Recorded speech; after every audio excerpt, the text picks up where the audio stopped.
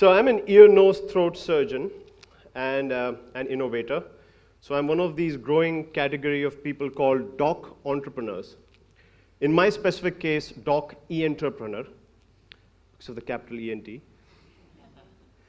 I thought today I should walk you through a perspective of what it's like to invent in India. Because India is kind of a representative market to a lot of developing countries. And also give you an overview of the healthcare ecosystem there through my journey. How do I do this? There are three components to the Indian healthcare ecosystem. The first one is a mutated human species called the Indian patient. Now, I personally would define an Indian patient as one who has an illness that requires a very, a cure almost immediately, but they think they're doctors, right? Whereas an Indian doctor is someone whom I would define as someone who knows how to treat the Indian patient, but thinks they are God. Now, you put both of them with resource-constrained settings and give them freedom to do whatever they want, that's the Indian healthcare ecosystem. So for the last 10 years, since I've been practicing medicine as an ENT surgeon, I remember the day when I was to see my first patient. Right after med school, you're very excited. Any doctors here? Okay, so I'll help you understand what I was going through. The first patient, I was wondering, what would that first patient be like? Would it be a man? Would it be a woman? Would it be an old person? Would it be a child? What symptom would they come to me with? How I would take their history and figure out in my mind, like Sherlock Holmes, what the possible diagnosis could be. And I would confirm that by eliciting the signs and symptoms. I would give them the right amount of investigations to double check, just to be sure. And then treat them with the right amount of medications and tender love and care.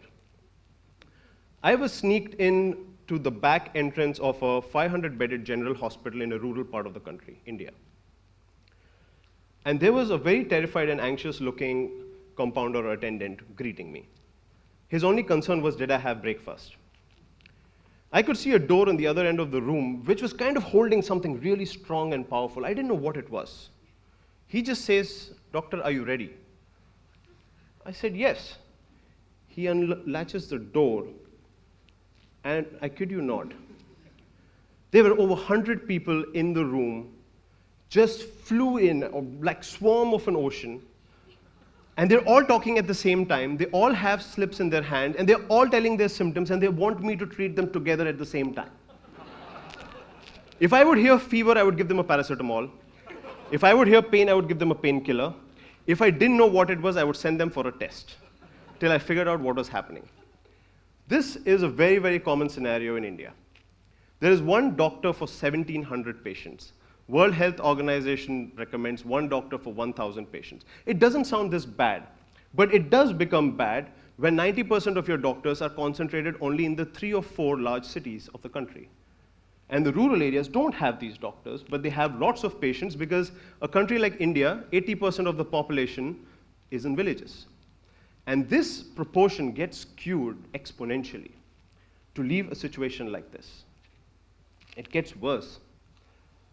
Especially when I went on to do higher education in ENT, in addition to seeing hundreds of patients, I get to do surgical rounds, operate on patients, post-op rounds, conduct CMEs, organize events, ward rounds, night duties. Night duties so long that I would go clean shave and come back with a beard.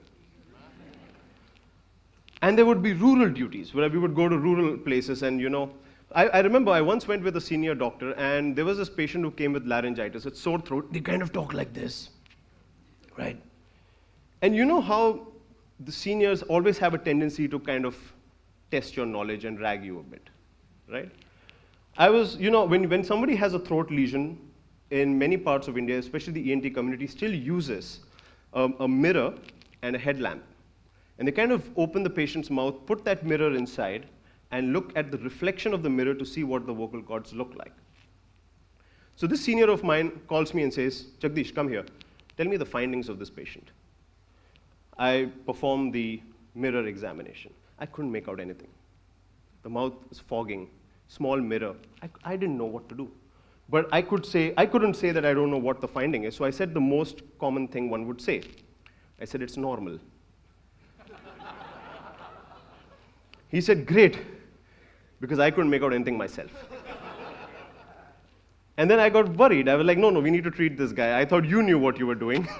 I'm junior, I can be pardoned. And we had to figure out what his problem was just by his symptoms and treat him by guesswork. But when I go back to my hospital, which is a tertiary, 2,000-bedded hospital, we have this huge, lovely Olympus endoscopy system, which has a camera and a light source. You can put a camera inside. You can see the vocal cords, in three-dimensional images. You can pick out the smallest of lesions. And it didn't make sense to me that why at a place where you don't get these patients who need this early detection, you have this high-end system, and a place where you want this high-end system, you have mirrors. So what do you do? So I went to my boss, a very angry boss. Everyone has an angry boss, Dr. Ravi Nair. And I went to him, and I told him, sir, why don't we make something that can visualize the vocal cords better in rural areas? He responds by saying, Jagdish, are you a barking dog or a biting dog? I didn't quite prepare for that answer, but I was thinking. I knew barking is not good. So I said, sir, I'm a biting dog. So he says, why are you barking? You are barking to me. This is barking. Everyone's barking. He was irritated because everyone's just complaining, right? Nobody's doing anything. He's like, you're barking. Do this, do that. Everyone's saying, why can't we make this? Why can't we make that? Just go and do it if you want to, right? Act small. Just do it. Thank you. But I was like, how do I do it? Salary is $200 a month, and what can I do? He's like, no, do it. If you have an idea, go do something about it. So I was like, what do I do? So at that point of time, 6 years back, we didn't have smartphones, especially in India. We were still a little behind. We used to get cameras, digital cameras. I was thinking, why can't we take a digital camera, figure out a way for it to attach to an endoscope, and have that camera show this image? And it worked. It worked. I spent about $1,000, $1,500 by borrowing money from my parents. And I figured out a mechanical engineer who could connect a standard endoscope to a camera. And I was amazed that the image that came on the camera was as good, or at least as adequate, to diagnose laryngeal or throat cancer lesions. And then I went back to my boss and I said, look, biting, I've made something. So he says, look, now I'm going to tell you something very serious. If you wouldn't have made this, I would have forgiven you. But now you've made this and you don't take this all the way to the patient, I'm never going to forgive you. And I'm like, he's my thesis guide. I'm not going to clear my ENT this way, right? So I was like, what do I do? He's like, form a company, form a startup company. So I go back home. I have a wife. I said, you're my partner in life. Would you like to be a co-founder of the startup company? She says no. So I go to the next best option, her sister. And we formed a company. And we basically really struggled. Both of us were part-time. I'm a doctor, I'm studying. She is an engineer, she was studying. And nobody would invest in a part-time person. Nobody would invest. We struggled really hard. We couldn't get it beyond a point. We had a design firm, we had an engineering firm. We couldn't really sustain for a long time. And my boss, Dr. Ravi Nair, said, look, I don't think this is going to go too far. Maybe you have to learn how to invent first. Go find out. There must be a program that teaches you how to invent. And then I applied, and there was this government-run program called Stanford India Biodesign, which would take one doctor every year from India and send them to Stanford University to learn the process of invention by coupling them with engineers and designers. So I got into that, but I really felt that this product should not be lying in my desk. Has anyone seen Godfather? So I called the design firm and made an offer they cannot refuse. I basically offered them to buy my technology because they were developing it for a very small royalty, and they took it forward. And that way I at least felt that by the time I go to Stanford, something will happen with the product and it'll move. So I went to Stanford University. I learned two things. The first aha moment was 90% of the doctors who were inventing devices there were Indian. They even studied it at India. And I was wondering, we're not too different, you and I. How come you're inventing here and I'm not inventing there? And they gave me the second aha moment. They said, Jagdish, if we have an idea and we go to the cafeteria, I can talk to a lawyer, I can talk to a mechanical engineer, I can talk to a designer, I can talk to anyone there, and we can connect and form a company or take this forward. And the institution has a format that if you invent, there is a way you can buy your license back and take this forward, and it's well accepted here. Not so much in India. I don't know how it is here as well, right? So with this, I came to know that the most important thing to invent is actually first a team. Is a cross-disciplinary team first that together identifies the problem, that together understands the problem, that together invents, and then together takes it forward because they have the passion to do it. Rather than what I was doing back home, where I had an idea and started getting people who always wanted to work on a contract basis, which requires money. So when I learned this and I came back, I had a team that we developed a low-cost liver biopsy device and some other devices, but what I did is I recreated the need or the device for the ENT endoscopy device. And I realized that I was making something for doctors in rural areas, but we don't have doctors in rural areas. We have health workers in rural areas who are housewives. So I had to re-engineer the device to make it suit their skill, and then Medtronic bought over the technology. And now at least, I think the latest that I've heard is over 200,000 patients have been screened for ENT diseases using the device. And with this learning, that's how I could move it forward. I ran this program for the government of India and followed the principle of creating a team first, having them spend 2 to 3 months in the hospital just understanding problems, documenting things that go wrong, figuring out what's missing, and then creating a solution and then taking it forward. And it worked. 2 of these products just got licensed out to a larger company in a matter of 9 months. Which is unheard of. Then I came back to Bangalore and formed one of this company called Inaxcel, where we follow this principle of biodesign. We create a team first, send them to the hospital, and again follow that process. We have a portfolio of ENT products, we have a portfolio of critical care products, and we have a portfolio of maternal and child health products that follow the same principle. So I started, because in India there was just one doctor trained every year. There was a lack of doctors who knew this process. So I went on to teach a lot of doctors how to invent.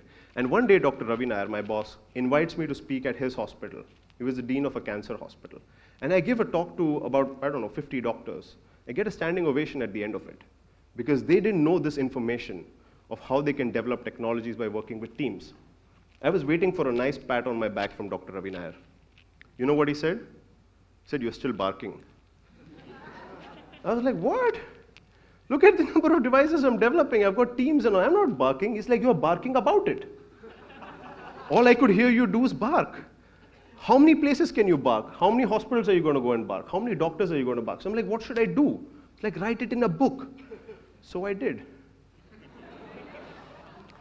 I wrote it in a book because, I didn't want to be the barking dog and biting dog. And probably if you look under your chairs, you might find a copy of this book. If you're lucky, it's for you.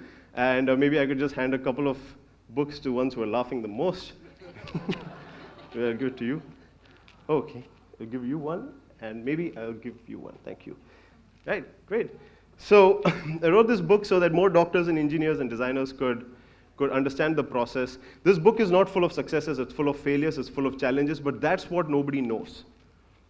This has information like how much a lawyer would charge you so that he doesn't fleece you when you're going there, How much an engineering would charge, how much a licensing term agreement is, So that's when I wrote this book, and then that's it for me, guys. Thank you very much. You can follow me on Twitter.